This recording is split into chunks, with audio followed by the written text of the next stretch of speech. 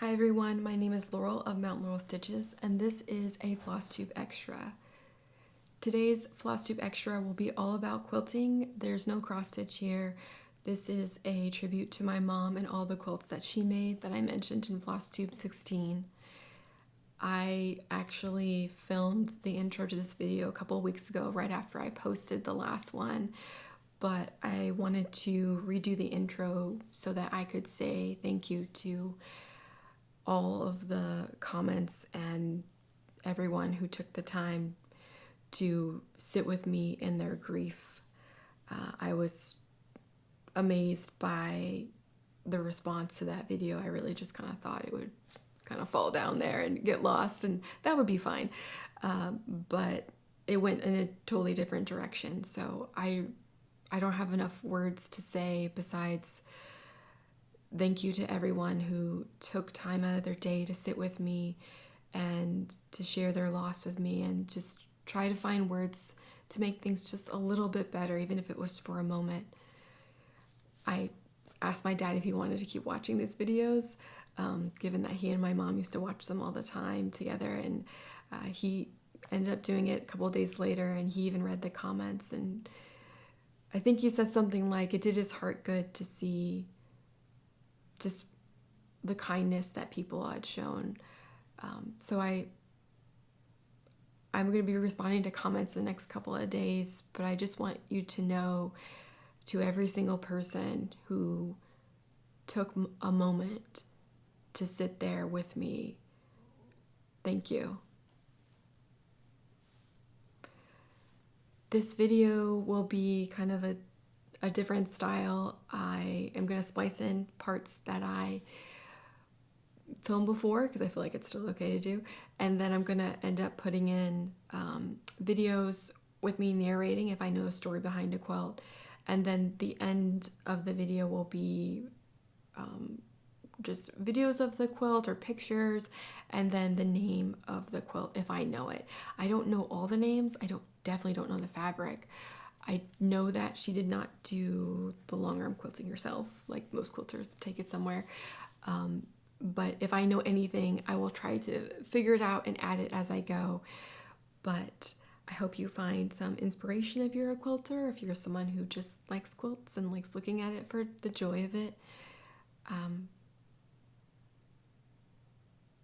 Thanks for letting me be a part of this community and always being so welcoming to me. I really wish I had a better vocabulary so that I could say it more eloquently than just thank you, but thank you.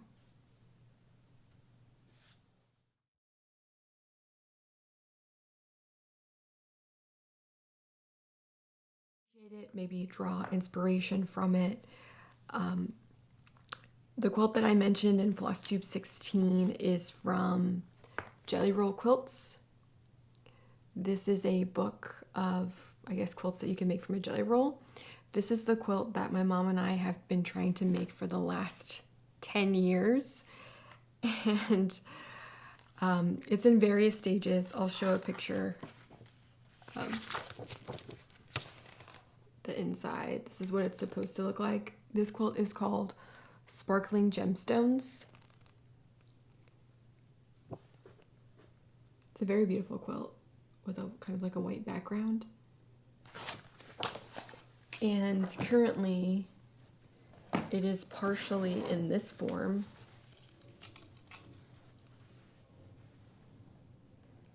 So there's some work on it, but this is like probably as far as I got to, and it's not all done like that. There's still a lot of, I guess, just the strips. So I have to sew this together. Like I said in my last video, I am slowly working up my way to be, I don't know, a quilter or finishing this quilt, I should say. I know there's a lot of sewing things to be perfect and meeting at the angles. So I think this was very much, this block was very much helped by my mom to make it look like that. So I'm just trying to take it slow so I can one day work to finishing this quilt. I'm not really gonna set a timeline on it. It could be the end of the year, it could be the end of next year, kind of whenever I have the emotional energy to work on it. But if you have any tips for how to begin quilting, I've looked up a couple of like bags that you can make a quilt top with, so I'm gonna maybe start trying that. Just let me know in the comments. There are a couple of important quilts that my mom made over the years, so I will show you one that's really close to me. This is a quilt that she gave me at my wedding. My husband and I got married at an arboretum, and I don't know if this is a thing anymore, but it used to be a thing where you have like some sort of unity section of your wedding where you like both poured sand into something or you both like lit a candle. I don't know if they do that anymore, but because we got married at arboretum, you can't have candles because there's trees everywhere. And I told my mom, like, well, you know, I don't really know what we're gonna do for that unity piece. Maybe, like, I found something online called a quilt wrapping ceremony. And basically the idea is you have a quilt that means something to you, and you both wrap the bride and groom in the quilt as kind of like a unity moment in the wedding ceremony. So my mom made a quilt for me as like, I knew she was going to make one, but I didn't know what it was going to look like. And at this ceremony, they unveiled it and wrapped it around us. It was a part of our wedding photos. I will try to put a picture of it here to show you what it looked like at the wedding. So it was just a really special moment, and I felt like, you know, she was able to contribute to that. I have my wedding quilt still, obviously. I used to have it hang on the wall for a really long time, and then it didn't really fit on the wall hanging. We moved a lot, rented a lot, and so it didn't always fit into the places we were. Right now it's in a bag. I would like to have it out, but I also know it's so special I don't want to like use it, I guess. So if you have any ideas of like how to show it off but not wear it out, let me know. But I have it. I'm gonna grab it really quick. Okay, so here's the quilt. I'm probably gonna take a better video of this because it's actually kind of hard to see the whole thing. It is, I can't even tell. No, this is not gonna work. Okay, yeah, I'll make a little video of that. This is my wedding quilt that was given to me as a surprise for my quilt wrapping ceremony at my wedding. It was made in secret. I think I remember picking out the colors for this quilt originally, but in the end my mom decided to go in a different direction, and I'm glad she did because I really think these colors are a lot more vibrant and just gorgeous to look at. I love the metallics of it and the blues and greens. To me, it reminds me of an English garden, and it's so subtle but so elegant. And there's the back of it, gorgeous leaf designs, and it's just very peaceful to look at, and I love looking at it. It used to hang in our house for a while, but we've moved a couple times, so. But I thought it was probably the most beautiful quilt she's ever made. This is my other brother's wedding quilt. He was the next one to get married. This quilt was presented at their wedding reception. It's very different. Lots of fun, bright colors. I love the white background, so everything pops. Probably fit his personality a lot more. This is the last quilt my mom ever made. It was for my brother who got married a year and a half ago, and she made this quilt long before he even met his now wife, and then kept it secret for a long time. But It has all these beautiful shimmer colors and just looks like a twilight night sky. This is the one and only quilt that I have ever made under the heavy guidance of my mom one summer, probably like 12 years ago. I picked out all the fabric and pattern myself. I liked the little bumblebees, and I love the colors blue and gold. Then also there's the backing, and I chose a little daisy design to go on the back.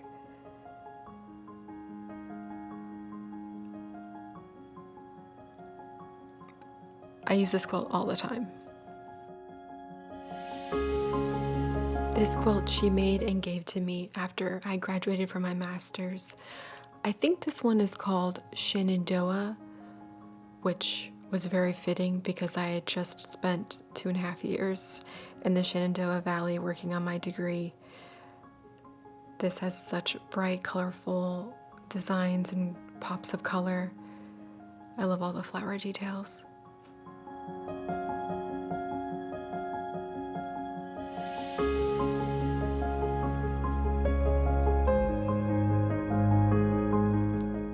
This quilt was made for my now husband. He was my boyfriend at the time. I think we had only been together maybe like a year and a half at that point, and my mom decided to make a quilt for him. So I guess she saw something significant there. And I picked out the colors for this one. I love blue and gold. I picked out the blue because it reminded me of the night sky. And there's Jelly. He's going to be in these videos.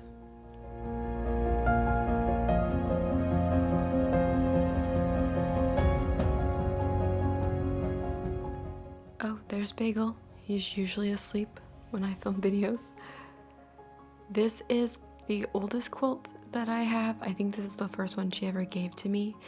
It is Mardi Gras, Louisiana inspired, because that's where I was born. There are lots of different bright colors and things that remind you of New Orleans. This is the most well-loved quilt that I have, and it's so eye-catching.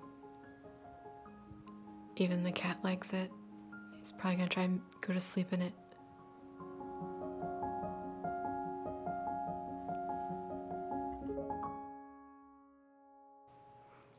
This quilt is so well loved that there is a tiny tear that's growing in it. I'm not 100% sure how to fix this. I'm going to assume a needle and thread. If anyone else has any ideas, let me know.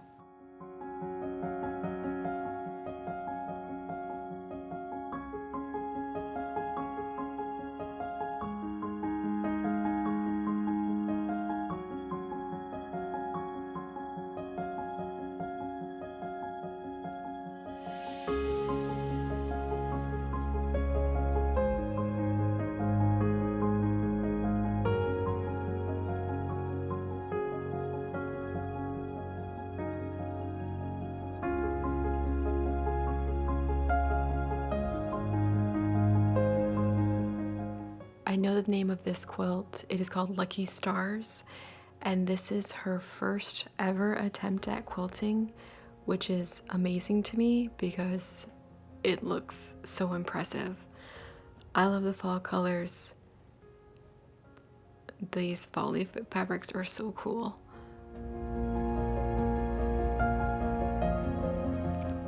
This is a quilt that she made for my dad, and it has such detail in it, from the bucks to the pine cones to the birch trees. The colors are soft but masculine. And my favorite detail, if you look really closely, is in the stitching. There are pine cones stitched into it, which I thought was like the coolest thing. Such attention to detail in this piece.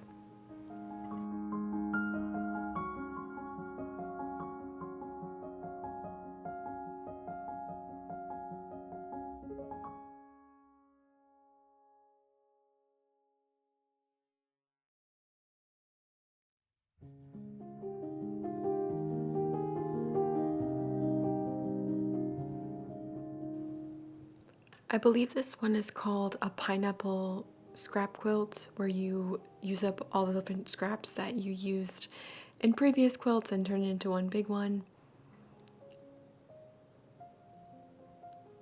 There are a lot of memories in this one, and if I look at it hard enough, I can even identify fabrics from the quilts I've already shown. There's my fabric from my quilt, and that one's a cat quilt. It's nice to look at and remember.